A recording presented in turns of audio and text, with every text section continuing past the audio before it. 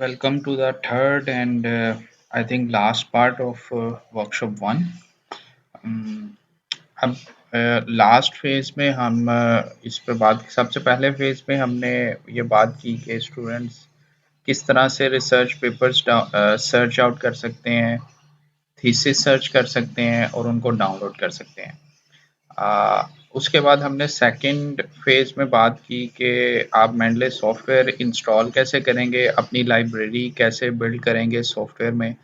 और वंस आपने लाइब्रेरी बना ली, आपने डुप्लीकेट्स वगैरह चेक कर लिए, सब आपकी सेटिंग्स हो गई, तो उसके बाद हम बात करेंगे कि आप किस तरह से रिसर्च पेपर्स रीड करेंगे और उनसे आगे अपना थीसिस वगैरह लिखेंगे इंशाल्लाह।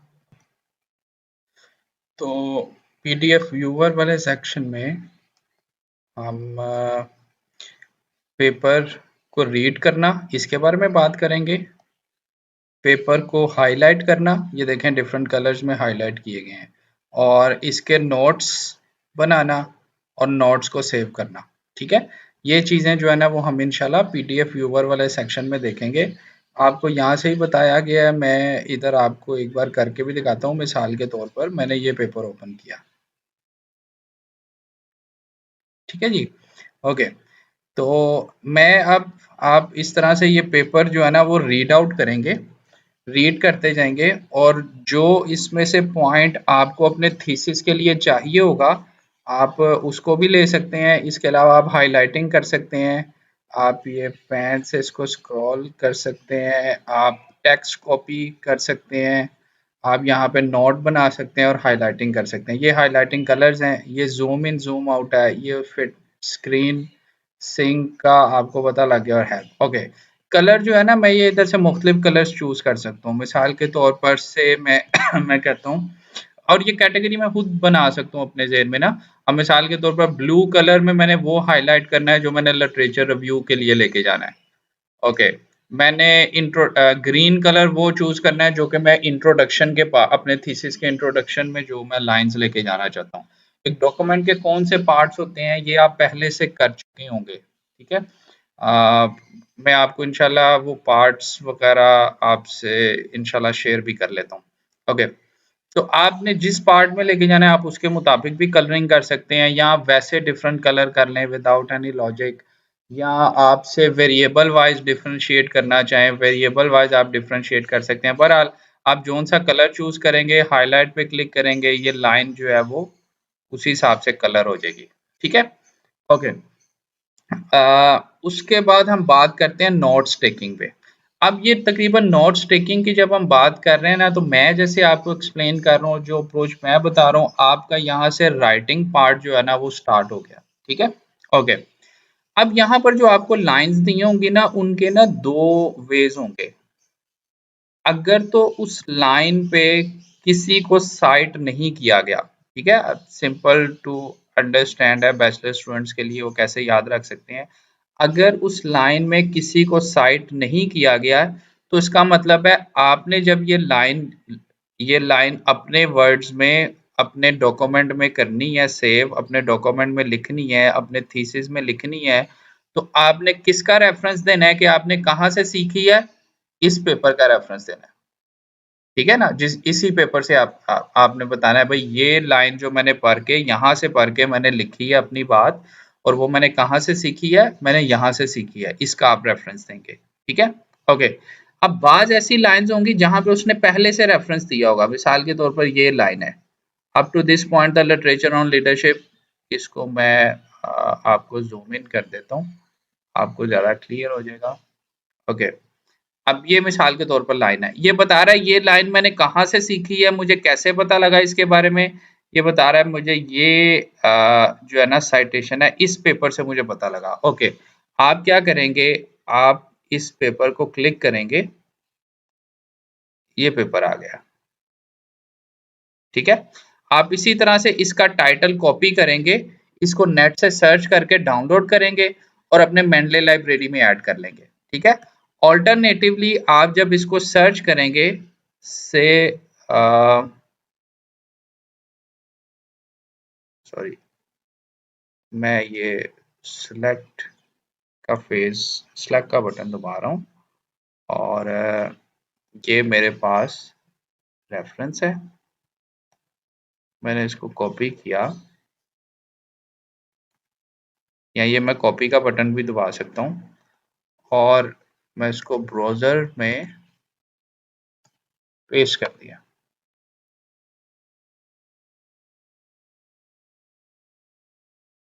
ओके, आपके पास ब्राउज़र भी आ जाए। इतना सब कुछ नहीं, ये तो ओ, ओके, मुझे ये मैं फिक्स कर लूँ 1 मिनट।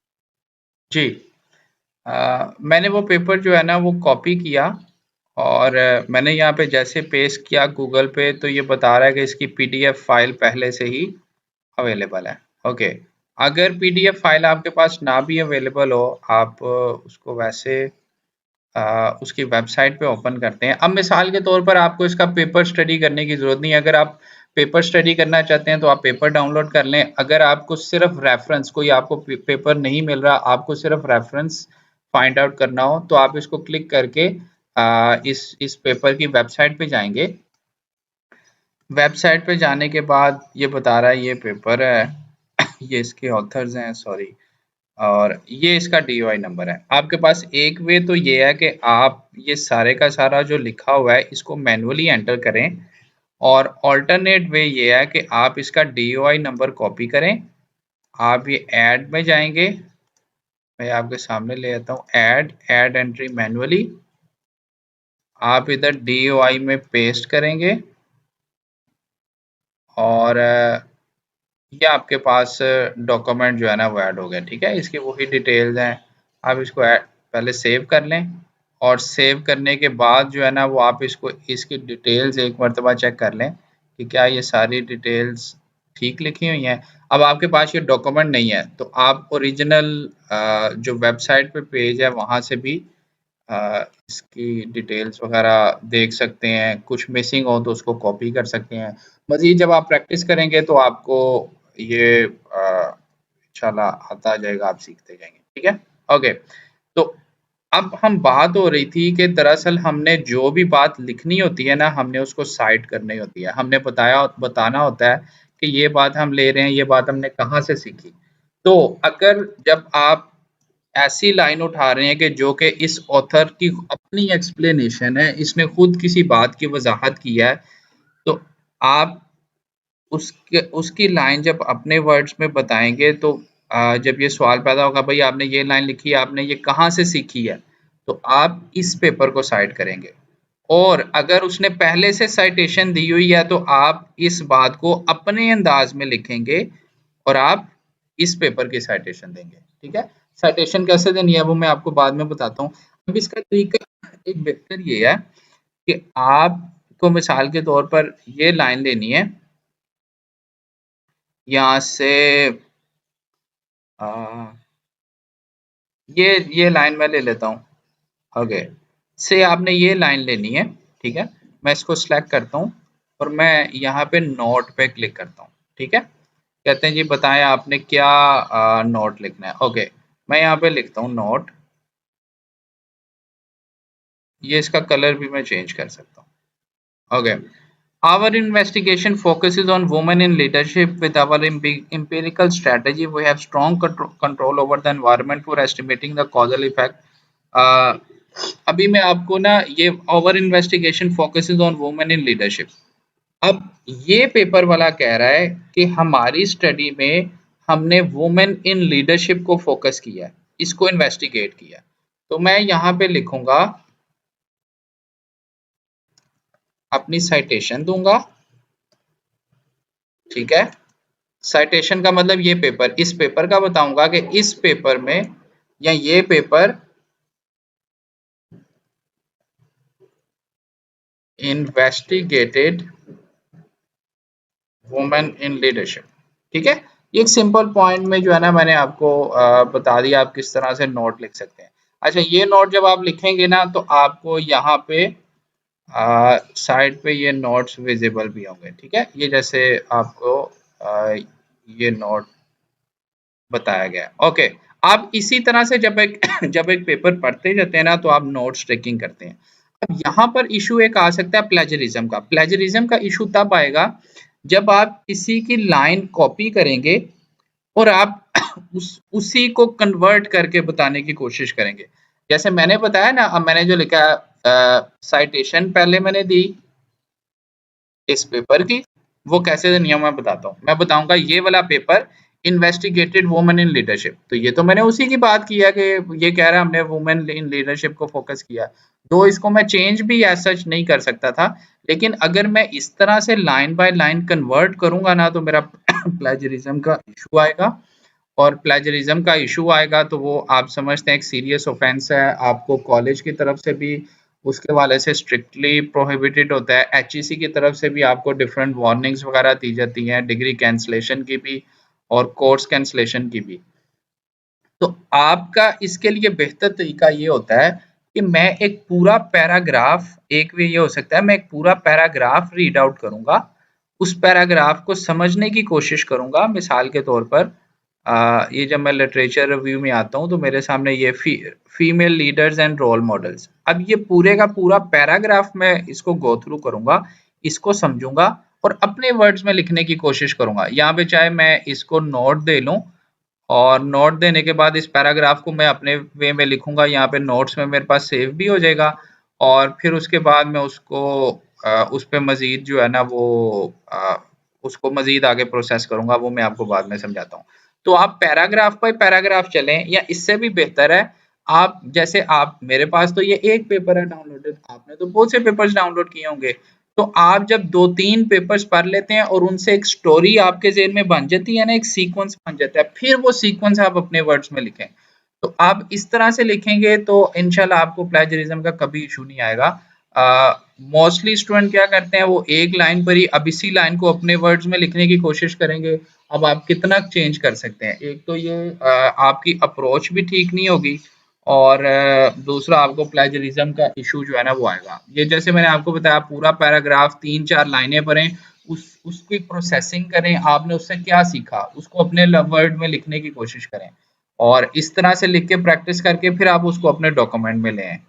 तो इंशाल्लाह आप ये शुरू से ही इस तरह से प्रैक्टिस करेंगे ना तो आप अपनी सारी जिंदगी ये राइटिंग के हवाले से सुखी रहेंगे। ठीक है जी, ओके। अब मैं आगे बात करता हूँ साइटेशन की।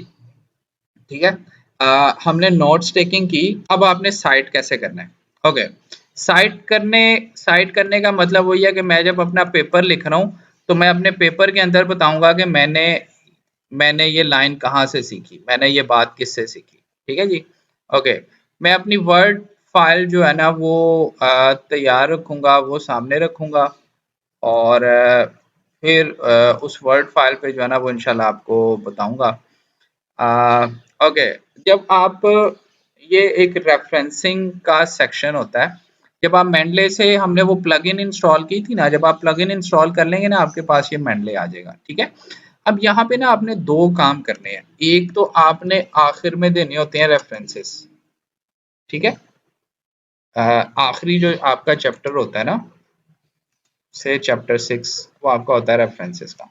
एक तो आपने वहां पे रेफरेंसेस देने हैं, दूसरा जब आप पेपर लिख रहे हैं तो आपने वहां पर उस पेपर को साइट करना है। ठीक है, ओके। साइट करने का तरीका ये होगा कि आप वापस अपने मेंडले पे आए, आपने मेंडले में जो नोट्स टेकिंग की है ना, मिसाल के तौर पर मैंने ये पेपर लिया था। ठीक है जी, अब ये काम ना आप उसी वक्त ही कर।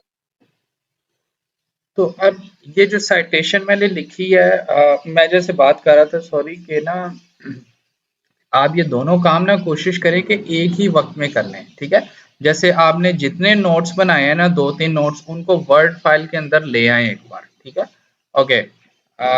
फिर वो वर्ड फाइल अपने पास सेव रखें और हर रोज किस तरह से अपनी चीजें सेव करते रहें। ओके, मैं मुझे अब यहाँ पे साइट करना है, तो मैं क्या करूँगा,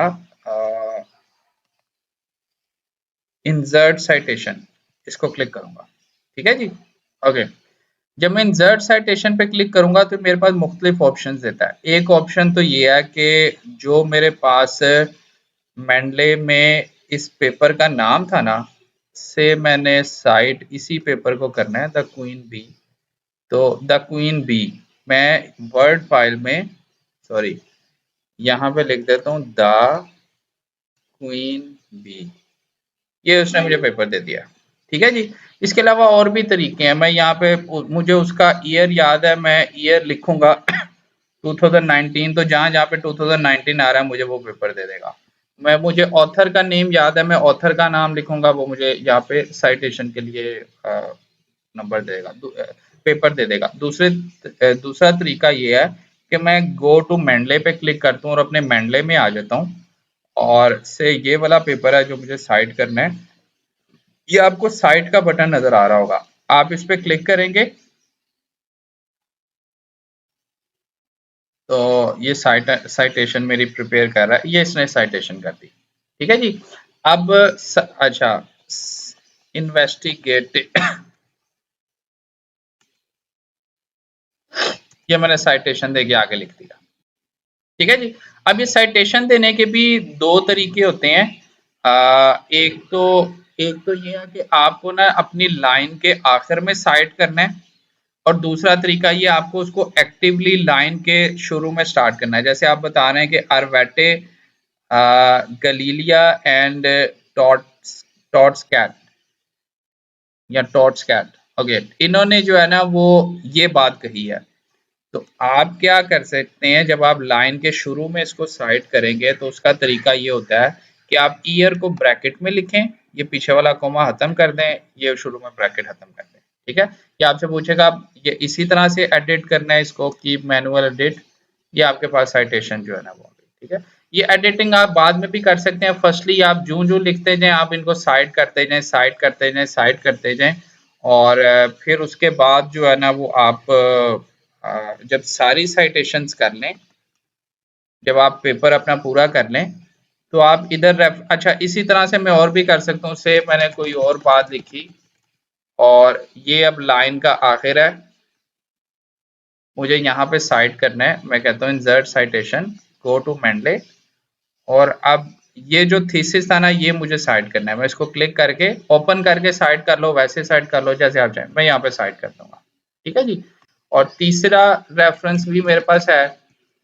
इसी तरह से लाइन में अगर कहीं कोमा वगैरह आ रहा है, कोमा के बाद आप उसको साइट कर रहे हैं, तब भी आप इसी तरह से ब्रैकेट्स के अंदर ही साइट करेंगे। इससे ये वाला है, ये मैंने साइट कर दिया। ठीक है जी। तो लाइन के शुरू में अगर आपने उस बंदे का नाम लेके कि इस बंदे ने ये बात कही है, तो आप इस वे में साइट कर सकते हैं। अगर आपको पूरी बात कह के आखिर में साइट करना हो, आप इस तरह से साइट कर सकते हैं। ओके। अच्छा, ये जो सूरत आई है कि पहले एक बात कही गई है, फिर साइट किया गया, उसके बाद में डिटेल है, तो इसमें नॉर्मली ऐसे होता है कि ये बात इस बंदे ने कही है और कोमा के बाद आप इसकी बात की कोई वजाहत कर रहे हैं, तो ये वाला सेक्शन आपका हो गया, ये वाला उसका हो गया। ठीक है जी। ओके। जब आप ये सारा पेपर इस तरह से लिख लें, तो रेफरेंसेस में आप इंसर्ट बिब्लियोग्राफी पे क्लिक करते हैं, तो ये इसने बिब्लियोग्राफी आपको डिटेल में दे दी। ठीक है जी। जो बिब्लो जब बिब्लियोग्राफी आप पेश करते हैं, इसके नॉर्मली मैनेजमेंट स्टडीज में ना, हमारे बिजनेस स्कूल में ये स्टाइल्स हैं, एपीए स्टाइल यूज होता है, American psychological association 6th edition, ये स्टाइल यूज होता है। मैंने सुना था शायद जो हमारे स्टूडेंट्स हैं होटल मैनेजमेंट के, शायद वो अमेरिकन मेडिकल एसोसिएशन करते हैं, या शायद हार्वर्ड यूज करते हैं।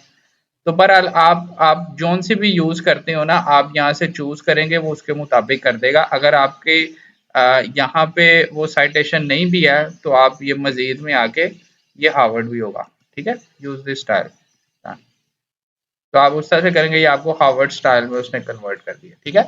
आपकी मेंडले में डिटेल ठीक होनी चाहिए। अगर आपकी मेंडले में डिटेल ठीक है तो आपकी यहाँ पे भी डिटेल ठीक आएगी। अगर कोई इशू हो यहाँ पे, आपको चेंज करना हो, तो फिर आपने चेंज यहाँ पर मैनुअली नहीं करना, आपने इसको मेंडले में जाके ठीक करना है। मेंडले में चेंज करने के बाद आप यहाँ पे रिफ्रेश करेंगे, ये आपका पेपर जो है ना वो प्रॉपरली साइटेशंस वगैरह जो है ना वो प्रॉपर हो जाएंगे, जो आपने यहाँ पे चेंज किया होगा उसके मुताबिक उधर हो जाएगा। ठीक है जी। तो ये हमारा मेनली रिसर्च पेपर लिखने के हवाले से मैं अब इंशाल्लाह आप लोगों से हेडिंग्स वगैरह कैसे शेयर करूं, हेडिंग्स मैं कैसे शेयर करूं, मैं इंशाल्लाह आपसे मुख्तलिफ सेक्शंस और उसके अंदर क्या हेडिंग्स लिखी जाती हैं या ये कि उसकी एक फाइल बना के मैं इंशाल्लाह आपसे इसी फोल्डर में शेयर कर लूंगा ताकि आप व्यू कर सकें, या आप लोगों के जो सुपरवाइजर्स हैं उनके साथ डिस्कस करके आपको वो फाइल जो है ना हम दे देंगे ताकि आप उसी फाइल के अंदर जो है ना वो लिख सकें हेडिंग वाइज। अच्छा, इसके अलावा हम देख लेते हैं मेंडले में और क्या होता है। साइटेशन के हवाले से आपने सीखा। अच्छा, इसमें और भी चीजें, आप साइटेशन को मर्ज भी कर सकते हैं। आपने दो साइटेशन दी, उन दोनों को सिलेक्ट करेंगे, मर्जिंग साइटेशन हो जाएगा। मिसाल के तौर पर मुझे यहाँ पे ना कोई बात मैंने कही है और ये बात जो है ना वो दो पेपर्स में कही गई है, ठीक है। मैं इसका क्लिक करूंगा, गो टू मेंडले, इस पेपर में भी और इस कंट्रोल को दबा के मैंने दोनों को सिलेक्ट किया, ठीक है। इन दोनों पेपर्स में कही गई है, मैंने साइड किया तो ये दोनों पेपर इसने दे दिए, ठीक है।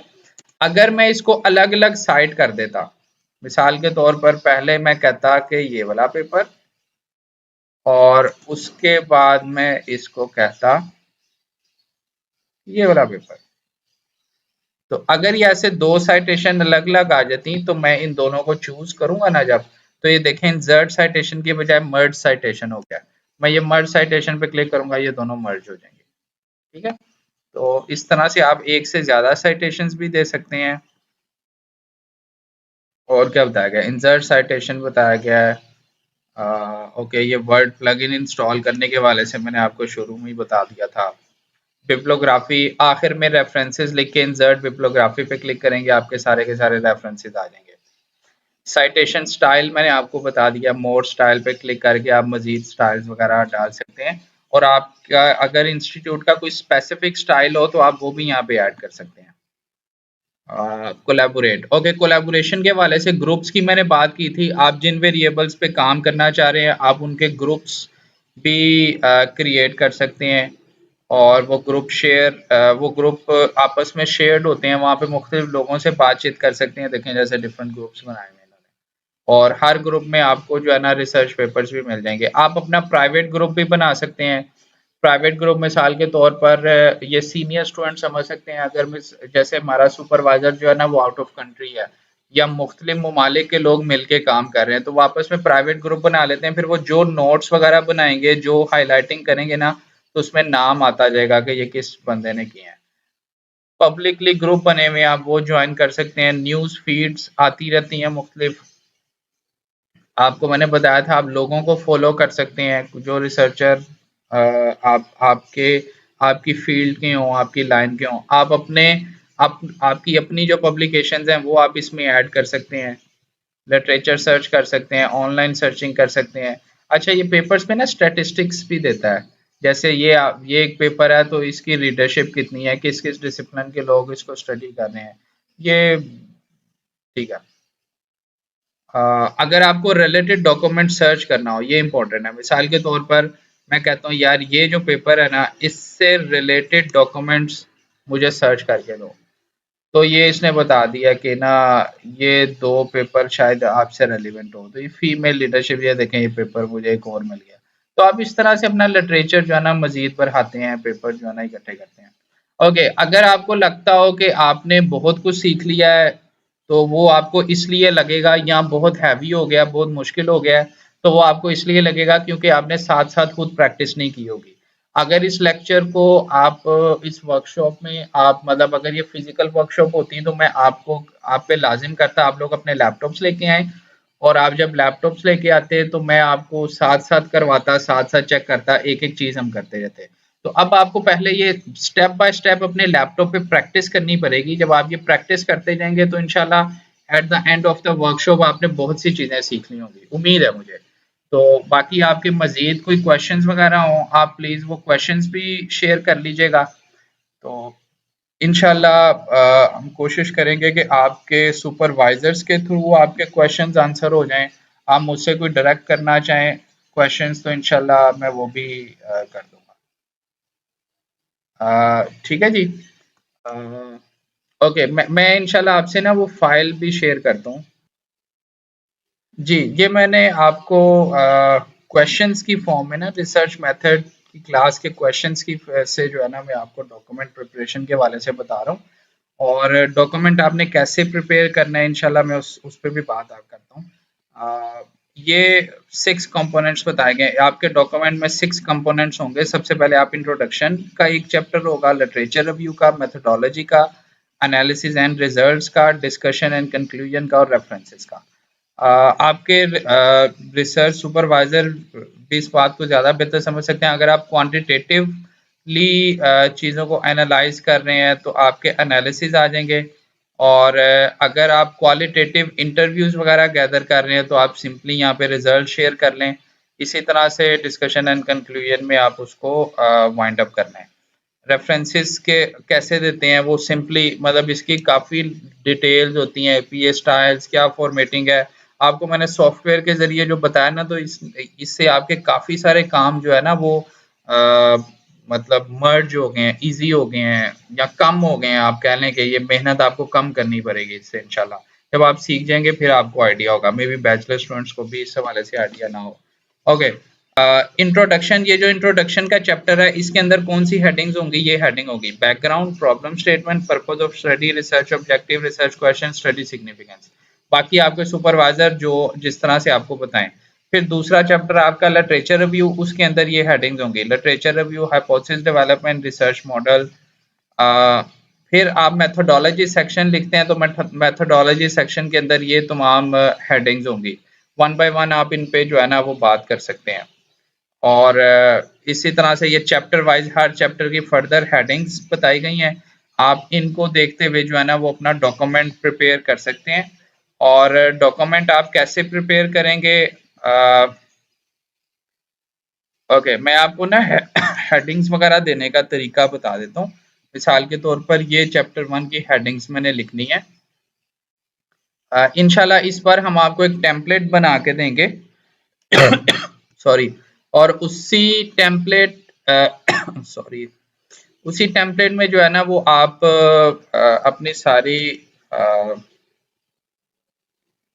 थीसिस एंटर कीजिएगा। ओके, मिसाल के तौर पर मेरे पास है पहले चैप्टर 1 इंट्रोडक्शन।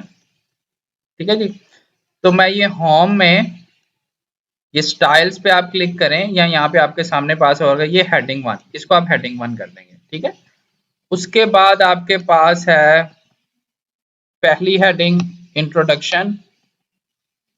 सॉरी, ये वाला नहीं मुझे कॉपी करना, मुझे बेसिकली इंट्रोडक्शन की सब हेडिंग्स कॉपी करनी थी जी। अब इंट्रोडक्शन की सब हेडिंग्स क्या है, चलें वो सब चैप्टर्स आगे। ये इंट्रोडक्शन की सब हेडिंग्स है। ठीक है, पहला बैकग्राउंड है अगर, तो मैं इसको 1.1 हेडिंग दे दूंगा। दूसरे नंबर पे मेरे पास प्रॉब्लम स्टेटमेंट है। तीसरे नंबर पे पर्पस ऑफ स्टडी है। फिर रिसर्च ऑब्जेक्टिव है, रिसर्च क्वेश्चंस हैं, इसके अंदर आपने टाइप भी करना है ना, और स्टडी सिग्निफिकेंस है। ये जिस सीक्वेंस में आपको आपके टीचर बताएंगे। ठीक है, मैं इसको ऊपर ले आता हूँ। ओके, अच्छा आप क्या करेंगे, इन हेडिंग्स को हेडिंग 2 कर देंगे। ठीक है, ये आपके पास हेडिंग 2 हो गई। Background, problem statement, study significance, purpose of study, research objective, research questions, ये सब आपकी हेडिंग्स होंगी। अब आप इनको जो है ना वो सब कैटेगरी के मुताबिक 1.1 और 1.2, 1.3, 1.4, 1.5 और 1.6 जो भी आप की फाइनल हेडिंग्स बनेगी आप इसके मुताबिक कर सकते हैं। ठीक है, इसकी डिटेल जो है ना आप अपने थीसिस की वर्ड फाइल कैसे सेट करते हैं मैं आपको एक वीडियो बता देता हूँ जी। ये यूट्यूब पे सर आदिल बिलाल हैं, आप इनका ये वेबसाइट देख सकते हैं। ये इनका लिंक है। ये न्यूजीलैंड में होते हैं, पाकिस्तानी हैं लेकिन अभी न्यूजीलैंड में रिसर्चर हैं। तो आपको इनकी काफ़ी सारी वीडियोस मिल सकती हैं जो यूज़फुल होंगी। ये इनकी एक वीडियो है setting up Microsoft word before starting thesis. ठीक है, मैं इसका लिंक लिंक आपसे कैसे शेयर कर सकता हूँ? चलें आपको यहीं पे पता लग गया। आप ये 26 मिनट की आप ये वीडियो देख के ना, तो आपको इससे भी आइडिया हो जाएगा कि मैंने अपनी वर्ड फाइल किस तरह से सेट करनी है। तो आप अपनी वहाँ से वर्ड फाइल सेट कर सकते हैं। हम इंशाल्लाह आपको टेम्पलेट भी इस मर्तबा बना के देंगे और उम्मीद है कि आप लोग दिल लगा के अच्छी तरह से मेहनत करके तो अच्छे थीसिस लेकर आएँगे। इंशाल्लाह जिस तरह से हम आपकी वर्कशॉप करवा रहे हैं, ये एक वर्कशॉप हुई है, आपको एक सॉफ्टवेयर सिखाया है। इसके अलावा आपको एनालिसिस करने के लिए भी सॉफ्टवेयर सिखाने हैं, उसके लिए हमारी दूसरी वर्कशॉप होगी। तो इंशाल्लाह जिस तरह से हम आपसे आप पे मेहनत कर रहे हैं, इससे ज़्यादा हम आपसे एक्सपेक्ट करेंगे कि आप अपना डॉक्यूमेंट भी इससे ज़्यादा बेहतर लेकर आएँ। ठीक है जी? Thank you very much. मज़ीद आपके जो क्वेश्चंस हों वो फिर इंशाल्लाह हम एक लाइव सेशन करेंगे जिसमें आप अपने क्वेश्चंस वगैरह पुट कर सकते हैं। थैंक यू वेरी मच जी, अपना ख्याल रखिएगा। अगेन मैं बता रहा हूँ वीडियो आपके लिए मुश्किल हो सकती है, इसको पार्ट बाय पार्ट शुरू से देखते जाएँ और साथ-साथ प्रैक्टिस करें। आप साथ-साथ प्रैक्टिस करेंगे तो आपको समझ आ जाएगी, आप मज़ीद प्रैक्टिस करेंगे, आपको इस पे अबूर हासिल हो जाएगा और इंशाल्लाह आप अपना रिसर्च प्रोजेक्ट जो है ना रिलेटिवली ईज़िली कर लेंगे। अगर आप ये चीज़ें नहीं करेंगे तो आपके लिए काफ़ी आज़माइश आ सकती है। अपने आप को भी आज़माइश से बचाएँ, मुझे भी बचाएँ, अपने प्रोफ़ेसर्स को भी बचाएँ। थैंक यू वेरी मच, बहुत शुक्रिया।